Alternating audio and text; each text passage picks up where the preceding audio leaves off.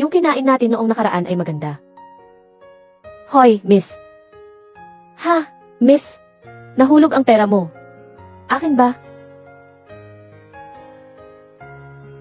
Ay, akin nga talaga itong pera. Salamat.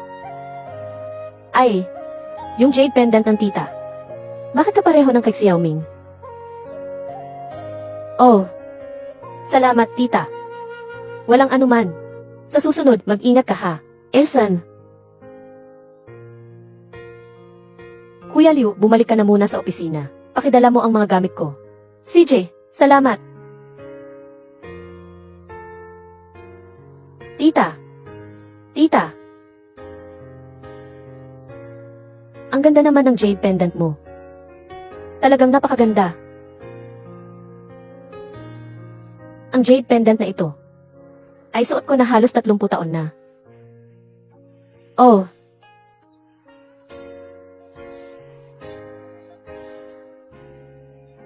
Tatlumpu taon.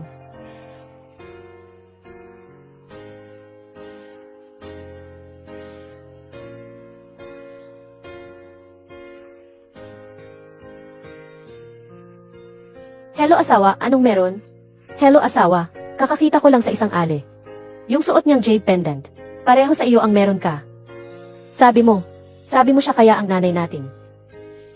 Sino ang tao, nasaan? Nasa ibaba lang ako ng opisina natin. Sa tabi ng mall na iyon. Mahal, bantayan mo siya. Pupunta agad ako. Sige, maghihintay ako sa iyo. Nanay. Ikaw ba talaga ito?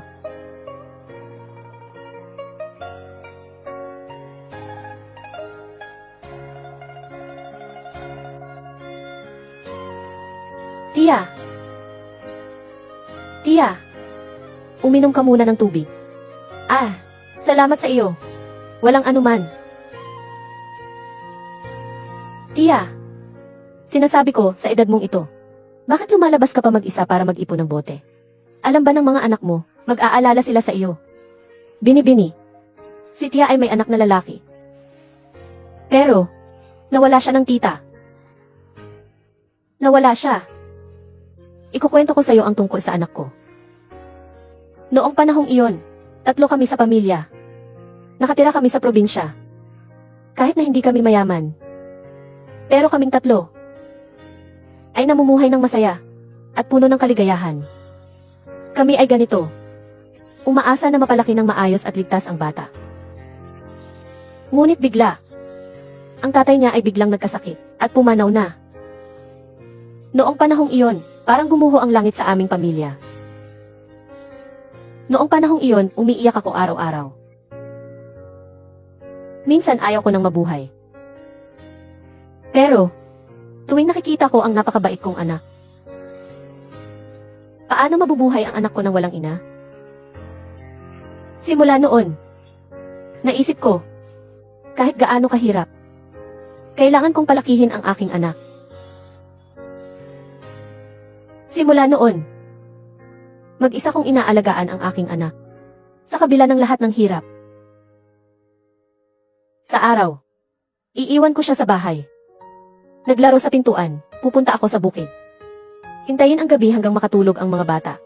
May tatahiin at ayusin pa ako. Maglalaba at maglilinis pa. Ganito ang araw-araw na buhay. Ngunit bigla isang araw, pupunta ako sa bukid. Nasa pintuan ang mga bata ko. Pagbalik ko, wala na sila. Para akong nasisiraan ng bait noon. Umiyak ako, sumigaw, tumawag. Hinahanap ko sa loob at labas ng baryo. Lahat ng lugar. Pero kahit saan, hindi ko makita. 2 araw at 2 gabi akong naghanap. Walang balita kahit kaunti. Sa huli, wala kaming magawa. Kaya napilitan kaming magulat sa pulis. Matagal-tagal din kaming tinulungan ng pulis sa paghahanap. Lubos na nawala ang aking anak.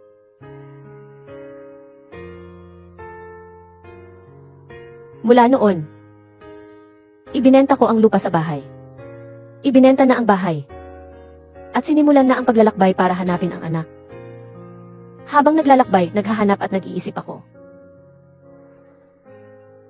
Nasaan kaya ang anak ko ngayon? Nagugutom kaya siya ngayon? Nilalamig kaya siya? May nananakit kaya sa kanya? Ganito ang nangyayari habang ako'y nagtatrabaho. Habang naghugas ng mga pinggan, nagtrabaho ng part-time para kumita ng pamasahe. Nagpunta sa iba't ibang lugar sa China. Napakaraming lugar na talaga. Hanggang ngayon, walang balita mula sa bata. Pero sa isip ko ganito. Hanggat nabubuhay ako, hanggat may hininga ako, hahanapin ko ang anak kong lalaki. Miss, sa tingin ko sa edad mo, kasing edad ka ng anak ko. Kung buhay pa ang anak ko, dapat kasing laki mo na siya ngayon. Posible kayang nakapag-asawa na siya. Kaya't may anak na rin siya. Hindi ba't magiging lola na ako? Ay naku, kaya nga. Kailangan ko pang magtrabaho. Manguha ng bote para kumita ng pera. Hanggang sa isang araw, mahanap ko ang anak ko. Makikita ko na ang aking munting apo. Dapat ba akong magbigay ng regalo sa kanya? Kaya nga palagi akong naghahanap dito. Nagbilang ako. Hanggang ngayon, hinahanap ko ang aking anak. Hinahanap ko na siya ng 29 na taon at 0 buwan. Pero naniniwala ako sa anak ko. Ang anak ko, sa buhay kong ito, tiyak na mahahanap ko siya. Ineng, sa tingin mo ba tama ako? Naniniwala ako, tita. Ang pusong ina at anak. Ang anak mo, ngayon ay tiyak na. Ginagawa rin ang lahat ng paraan para hanapin ka. Huwag kang malungkot. Nanay. Nanay. Ako ang iyong anak. Si Yao Ming. Si Yao Ming ah. Si Yao Ming. Ikaw ba talaga ang anak ko?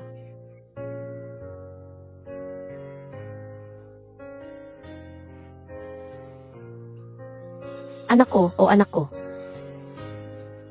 Anak ko. Nanay, saan ka nagpunta nitong mga taon na ito? Matagal na kitang hinahanap. Ngayon kung hindi lang dahil nakilala ka ni Dongmi. Natatakot ako na sa habang buhay na ito, hindi na kita makikita muli. Anak. Sa dami ng taon, ikaw ay naghirap. Patawad anak. Patawad anak.